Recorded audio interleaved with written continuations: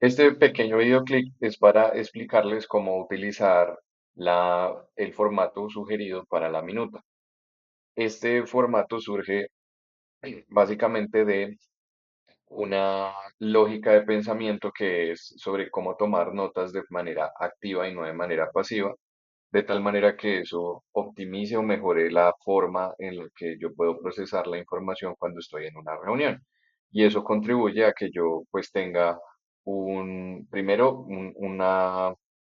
un balance entre lo que yo recibo y lo que proceso en mi mente, pero adicionalmente me da la ventaja de que puedo recordar más fácilmente lo que yo trabajé en esa reunión y utilizarla como un punto de partida para las reuniones siguientes. Eso facilita mucho el avance y optimiza bastante el trabajo en equipo. Entonces, este formato que les estoy compartiendo acá, particularmente es el que yo utilizo en mi vida práctica y pues lo desarrollé como parte de ese resultado, ¿sí? De las dificultades que yo tenía en la vida real para manejar varios proyectos y varias cosas simultáneamente y poder hacerle seguimiento a todo y poder además garantizar que tenía un avance efectivo en cada una de las cosas que venía trabajando. Entonces, ¿cómo va a funcionar esto? Como ustedes van a hacer una entrega, entonces la idea es que esa entrega, pues ustedes van a presentar unos elementos en la clase, que es la presentación de su recomendación, pero simultáneamente van a revisar el de otro, ¿sí? Y esa revisión de otro va a servir como retroalimentación secundaria para esos otros. Es decir, cada grupo siempre va a recibir de retroalimentación la que le da el profesor, pero también la que le dan otros compañeros dentro de su mismo grupo de clase. Y entonces eso nos ayuda también a entrenar dos roles, ¿sí? Por un lado nos ayuda a entrenar el rol de recibir la retroalimentación, entenderla e incorporarla dentro de nuestras notas para poder hacer cambios a futuro, pero también nos pone en el rol de cuando revisamos algo a alguien, ¿sí? Que también es una habilidad muy importante, sobre todo cuando estamos subiendo de jerarquía y cuando nos están asignando más responsabilidades, bien sea que trabajemos en una compañía como empleados o que nosotros tengamos nuestro propio negocio en donde tenemos que desarrollar aún más habilidades de liderazgo y gestión con los equipos. ¿Listo? Entonces, en ese orden de ideas, esta herramienta que está acá está pensada en dos componentes. Tiene un componente acá en la parte izquierda, ¿sí? Y tiene un componente aquí en la parte derecha. ¿Por qué? Esto está pensado así sobre la base de cómo funciona el cerebro. Entonces ustedes saben que la parte izquierda es más racional y la parte derecha es más creativa. ¿Listo? Entonces esto funciona de la misma manera. En ese orden de ideas, lo que van a ver es que acá en el papel están colocados justo de manera contraria, porque efectivamente nuestro cerebro funciona invertido. Ustedes saben que la parte izquierda del cerebro maneja la parte derecha del cuerpo y la parte derecha del cerebro maneja simultáneamente la parte izquierda del cuerpo. Entonces, esto está construido de esta forma. En la parte izquierda está los componentes en donde yo recibo información, ¿cierto? Entonces, esta es información que yo no proceso, simplemente tomo los datos. Usualmente esta información, una buena parte, que es esta primer componente que está aquí arriba, que es decir, el tipo de reunión, los integrantes, el contexto y el propósito, son elementos que se llenan antes de que yo llegue a la reunión. Eso hace parte de que yo me prepare para la reunión. ¿Por qué es importante eso? Porque eso me ayuda a que yo pueda saber por qué rayos es que me estoy reuniendo con alguien y que no me reúna a echar globos, ¿sí? Sino que yo tenga un propósito para reunirme y que sepa qué tipo de reunión es y quién está ahí para asegurarme que los que invito son los que se necesitan. Sé a quién preguntarle cosas después porque sé quién estuvo en la reunión y adicionalmente sé cuál es el objetivo que debemos lograr una vez terminemos esa reunión. Eso nos ayuda a que nos enfoquemos muchísimo y seamos muy precisos a la hora de tener esa reunión. Luego aparece otra información que es más descriptiva, ¿cierto? Y esta información es básicamente datos importantes que surgen como resultado de esa reunión, ¿sí? Y adicionalmente, si esta, en el caso de que no sea una reunión inicial, sea una reunión, por ejemplo, en el caso de ustedes, va a ser cuando hagamos las entregas 2, 3 y 4, que vamos a tener dos o tres reuniones previas. Entonces, Ese componente les sirve para que ustedes puedan hacer seguimiento de lo que se habían comprometido previamente versus lo que esperan discutir en la reunión. Entonces, la idea de esto es tratar de identificar cuáles eran los temas que se habían hablado en en una reunión previa que se deben retomar en esta para ver cómo han avanzado, ¿sí? Entonces, si se dan cuenta, toda esta parte izquierda es de recepción de información y es primordial, en su gran mayoría se prepara antes de que yo participe dentro de la reunión. Luego viene el otro componente, que es lo que yo produzco a partir de la información que genero o que se trabaja en el marco de una reunión. Entonces, en esa parte, lo que tenemos acá es dos cosas que son importantes. La primera son cosas sobre las cuales debo hacer cosas. Otras cosas son registros o ideas o elementos que yo capturo de de esa reunión y que son importantes para mi trabajo posterior. Y adicionalmente, los compromisos a los que llegamos como resultado de esa reunión. Eso es importante porque para fijar, obviamente, el siguiente punto a partir del cual vamos a trabajar. ¿Listo? Entonces, en ese orden de ideas, ¿cómo se empiezan a trabajar cada uno? Este componente de ideas y hallazgos sobre la conversación, básicamente es lo que usualmente la mayoría de nosotros tomamos en nuestras reuniones, que son los puntos relevantes acerca de lo que conversamos.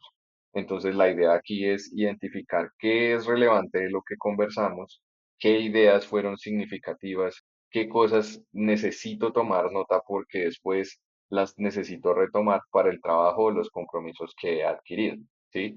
Y también me sirve mucho para poder identificar lo que se llaman, lo que en inglés llaman insights, que son como esos hallazgos que están más allá de lo que simplemente uno habla literalmente en las conversaciones. Entonces, por ejemplo, uno está en una negociación y entonces uno dice, aunque nadie me lo dijo explícitamente, yo identifico en el marco de la conversación que el otro está interesado en, por ejemplo, conseguir una negociación en donde se le mitigue el riesgo de perder dinero, ¿sí? Por ejemplo. O que lo que le preocupa es la inestabilidad legal de la negociación que estamos montando. Entonces, en esos casos, eso no me lo dice la persona explícitamente, pero yo logro capturarlo a partir de la conversación y de la interacción que tengo con esas personas. Entonces, eso es lo que debo colocar ahí. Entonces, debo colocar información relevante que me va a servir para próximas ocasiones. Debo colocar elementos que yo identifique o datos o datos importantes que quiera conservar o mantener para recordar más adelante. Y tercero, esos hallazgos o insights, que son esos elementos que son más profundos, pero que yo puedo identificar de la interacción de la conversación. ¿Listo? Bien, después de eso, entonces, en el cierre de la reunión, para que podamos asegurarnos de que avanzamos, siempre debemos hacer una parte de alguna especie de acción, ¿cierto? Entonces, en esa acción, ¿qué debe suceder? En esa acción, lo que debe suceder es que una vez terminamos la reunión, debemos quedar con compromisos de qué es lo que vamos a hacer para la siguiente, para que la reunión no quede suelta o desarticulada con todo lo que venimos trabajando. Entonces, en ese orden de ideas, lo que hay que hacer es separar entre compromisos propios y compromisos de otros, ¿cierto? Los compromisos propios son las cosas a las cuales yo me comprometí que voy a hacer para la siguiente reunión.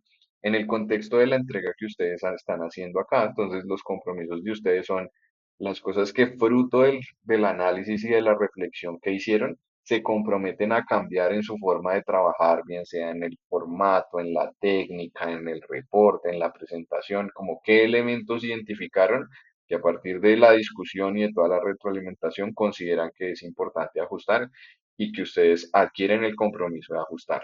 Usualmente yo lo que hago es, por ejemplo, yo coloco aquí actualizar formato de reunión y uno coloca aquí eh, que lo va a hacer, ¿cierto?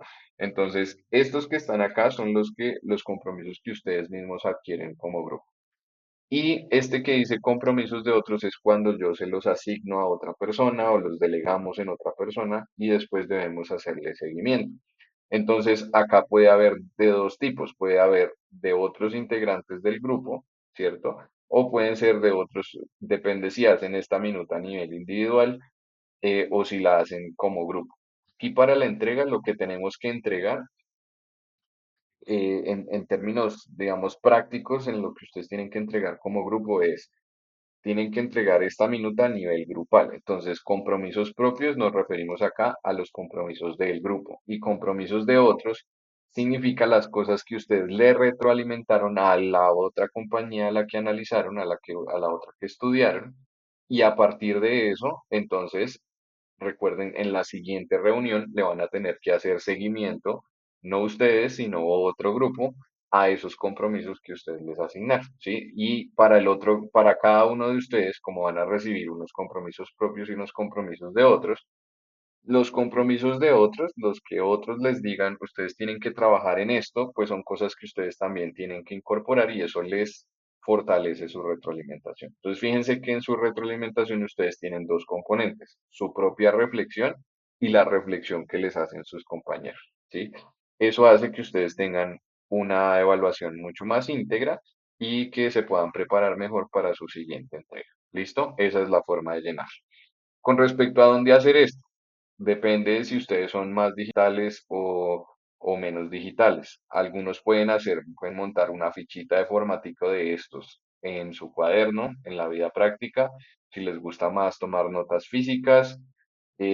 Otros, por ejemplo, en el caso de los que sean muy digitales y les guste trabajar mucho con este tipo de vínculos, pueden utilizar Notion, que funciona bien, o pueden utilizar OneNote. ¿Sí? Notion es mucho más versátil para trabajar con vínculos y conexiones digitales, pero no es tan bueno para tomar datos a mano alzada. Entonces, en el caso de ustedes tengan tablets o que tengan tablets, por ejemplo, y que tomen notas a mano, OneNote les puede funcionar bien porque lo pueden combinar.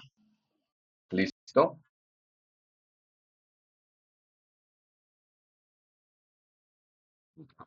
¿Listo? Cualquier inquietud ya saben que lo podemos conversar en Click. Saludos y gracias.